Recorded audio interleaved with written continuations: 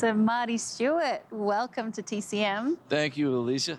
Except we're not inside in the studio where I normally am. We are taking a little stroll to a special place. We're going to take you to our tour bus. It's called The Chief. The Chief. And as I've said many times, you are a part of this bus, you and all the guys that host. And so we just carry you up and down the road with us. So it'll be nice to have you in person on our bus. Welcome to The Chief, Alicia Malone. Wow. I was about to say I've never been on a tour bus before, but I guess I kind of have. Because you watch TCM. That's where you live. That's your place back there. This is great. This is so cozy for a bus. Like, how important is it to have a sense of a home away from home? And that's what it is. There's a sense of consistency about this. I love the bus. It's a way of life. It's a magic carpet that takes you through the world, where you get to put on cowboy clothes about dark and play with a great band and play cool songs and have people do this. So I love the bus. The bus is like a character in the play. And it must be a nice little sanctuary, a place for you to decompress and relax. Absolutely. And when you get to a town and you open up the curtains, what is it like to suddenly find yourself in a different place? I love being able to walk out of that door to any town and have people honk their horn and go, "Hi, Marty, welcome." Or to the band, "Welcome to town, guys. You come back anytime." It's nice to have a relationship with the folks out there. Mm-hmm. And that's how you get it, is by going there. But you have to come, as you say, like tiptoe into a town. You can't come storming in like the character in our first film tonight. It's Picnic from 1955, directed by Joshua Logan and starring William Holden as Hal, who arrives in town and definitely shakes the town up. That scene where he rides into town on a boxcar. There's no difference than pulling into any town in the world on this bus and getting out. And as you say, tiptoe in lightly with respect, because it can get away from you really fast. Mm-hmm. And you can go into a town and inspire people. Mm. And hopefully your presence matters, or you can go into town and wreck lives. It's been done both ways. But that's pretty cool. It's something you have to be careful with. Yeah, and William Holden, luckily he is charming and charismatic, because his character of Hal could be quite unlikable. He was 37 at the time. He didn't want to go shirtless. He was scared about dancing. We'll talk about the dance scene after we see the film. But what do you think about him and his character of Hal? I liked him. I relate to him, because I like that line where he says, "I feel like a pinball." Mm-hmm. The guy that has still, hanging on to the college days and never grown up, basically. He could be a musician. But I relate to that, but life was starting to seem like it was starting to come down on him, and he felt the weight of that. But I don't know. He was that kind of restless character that I relate to so well. Yeah, he thought he wanted one avenue for his life, but not sure if he would have been suited to settling down in one place and having his roots in one town. I also love films that take place in real time. So it's one day, right? Mm-hmm. And so all of his tricks by the end of the day were pretty well played out, and the lady at the dance was calling him on it, just kind of read his act to him. And so there comes a point in everybody's life, I think, you have to take a look at that, and you either deal with it or not. But yeah, great cast. Yes. You've got Rosalind Russell, you have Kim Novak as well, and behind the camera, some powerhouses, James Wong Howe on cinematography, and Joshua Logan. This was his first time directing as a solo director. What do you appreciate about his work? He is so talented, an actor, director, producer, and writer. And I love his work.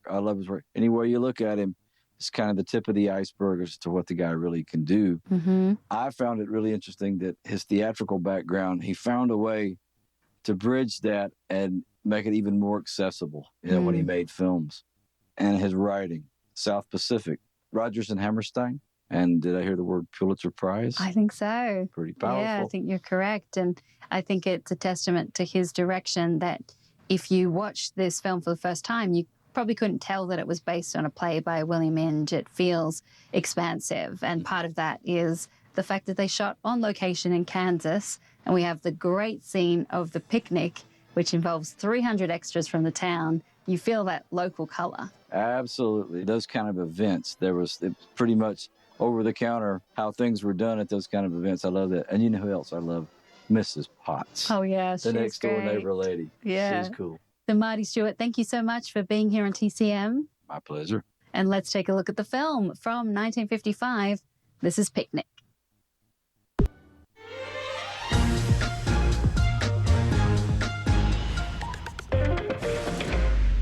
We are back on the tour bus with Marty Stuart, and that was Picnic from 1955, starring William Holden as Hal. And what do you think? Do you think he shook up the town in a positive way or maybe a negative way? Oh, I think he was such a free spirit. And I think he must have been better for the towns, because sometimes things need shaking up a little bit, don't you think? Yeah, things get a little stale. I like what he talked about. He said, I feel like a pinball. Mm-hmm. And he talked about wanting to be, an executive, those kind of things. But he was looking for it. And I understand that he was a restless spirit, probably the first one to get there and the first one to want to leave. Mm-hmm. One of those kind of guys. But I think he was one of those guys, after he left town, they would talk about him for years to come, right? Yeah, and they'll talk about how Madge, played by Kim Novak, left with him. Who knows what will happen to those two. But Kim Novak, wonderful in this role. She had to really prove herself to the crew that she was able to take on this. I imagine she must have related a lot to her character of Madge as being seen as a pretty object and nothing more. I love that scene where her mom has made the dress for her and stands her up on the chair to fit the dress, the way it's lit, the way it's framed. Mm. She looks like she could be on the top of a wedding cake or something. Mm-hmm. Perfect little angel. Yeah, and all she wants is to be seen for who she really is. William Holden and Kim Novak had great chemistry, particularly in the dance scene. Beautifully photographed, too, by James Wong Howe. That cinematography, and he was talking about how that they had to use the cinematography to distract from William Holden's dancing. He didn't really want to do that scene. He didn't dance, I feel for him. He was practicing with jukeboxes but did not feel comfortable. Apparently he asked for stunt money, an extra check for having to do that dance scene. But now it remains, a very memorable scene. Well, the second half of that song especially, it seemed to go to an entirely different level. I thought it was so powerful. Two people that probably are meant for each other. Their hearts are reaching out to each other. But those two people dancing was erotic. It was romantic. It was as pretty as two people could ever be without hardly touching, It was great. I agree. Now here we are on your tour bus. The Chief, tell us about that name. The Chief, I love the Lakota people. Ballads of the Lakota was a record that me and the Superlatives did. Chief Oliver Red Cloud adopted me into the tribe up there. Merle Haggard's old bus was called the Super Chief after the old Santa Fe trains. When Merle passed away, I said, let's carry it on. Let's be the Chief. Well, Marty Stuart, thank you so much for being with us here on TCM and taking me for a tour of your bus. Welcome, welcome, welcome. Glad you're here. And next we're heading back into the studio because we have a moving drama from 1943 starring Mickey Rooney. Marty Stuart, it's so nice to have you here on TCM. Alicia Malone, I am so happy to be here with you. I love your work. I love everybody on this network's work. And so it's an honor to be here. Thank you. It's such an honor for us to have you here. And speaking of honor your hometown. This is an initiative that you started alongside Ken Burns. So can you tell us a little bit about what the idea is and what you hope to do with it? Ken Burns, I love his work too. He's a good man. We also have a pal named Dan McGinn in Washington. And Dan McGinn has such a big heart for people. He called me one day and he got Ken involved and me involved and go, you know what, I've been in so many rooms lately where everybody is so bitterly divided. Mm-hmm. And he said, I wanted to find something that was nonpartisan, to just level the playing field of where everybody's hearts were back on the table and everybody's lives mattered. Everybody. And he said, I started talking to people about their hometowns.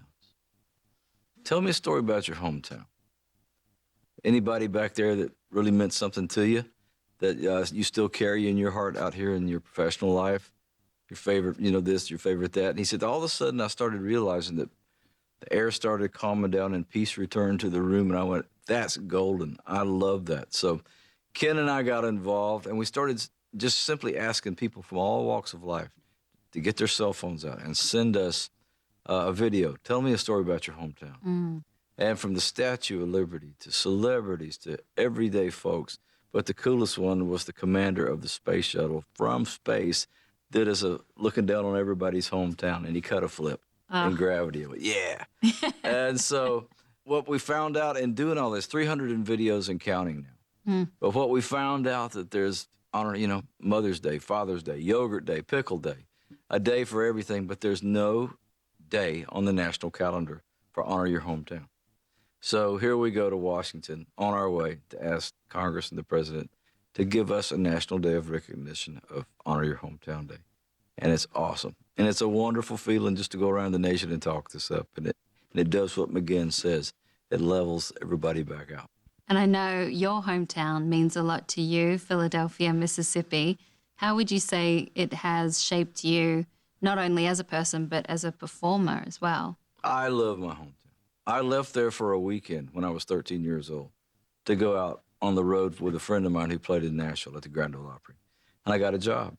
And so, it turned into a career. That weekend, Labor Day weekend, 1972 has turned into this whole life. But at any point in my life, good, bad, or indifferent, in the best of times or the worst of times, my hometown never varied as far as the people there and their acceptance and their love and unconditional love. And I tell you, it's been a great asset down through the years to have a hometown of such people, Philadelphia, Mississippi. And I've carried it with me everywhere I've gone. And sometimes your hometown can be an adopted hometown as well. And that's what we'll see in our next film, The Human Comedy from 1943, directed and produced by Clarence Brown.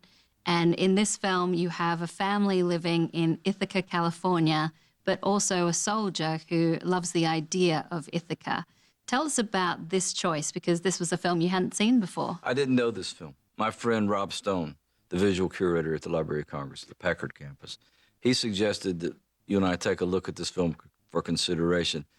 And when I saw it, it pulled me in up to the heart and kept me there. And Mickey Rooney, I don't think anybody could have played this part. I love the story. The dad has passed on. Mama's soldiering on. Brother off to war, Van Johnson, the hero brother.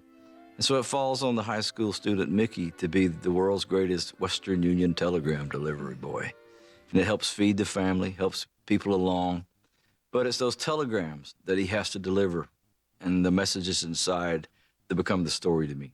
And it pulled me in. And again, Mickey Rooney. What a cat.